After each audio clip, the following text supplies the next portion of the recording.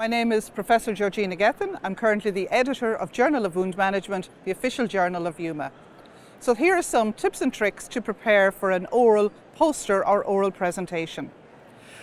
On average, you should have 1 slide per minute. So if you've got an 8-minute presentation, that's about 8 slides, with the first being an introduction to you, who you are, your organisation, and the final one should be a thank you slide. So that leaves you approximately 6 or 8 slides in between, no more. You will not have time to present 20 slides in a 10-minute presentation.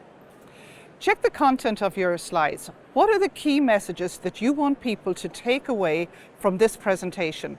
What is it that you want them to remember? Look at your slides. It's very easy to think, I have done so much work, everything is important. I want to put in all these diagrams. I want to explain everything.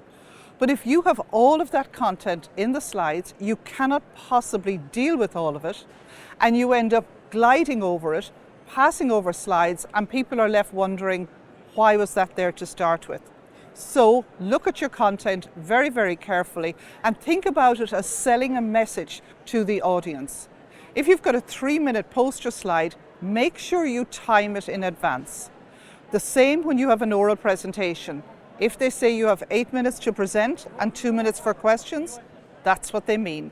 Some organisations will cut off your microphone at the time, so be prepared, have your timings done and have it accurate.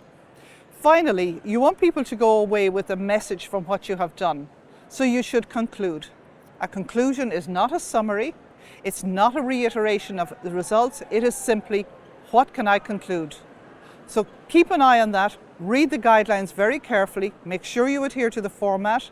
They may or may not allow logos. They may or may not allow any company logos. And make sure that if you have any conflicts of interest, that you declare it from the outset. Good luck with your presentation.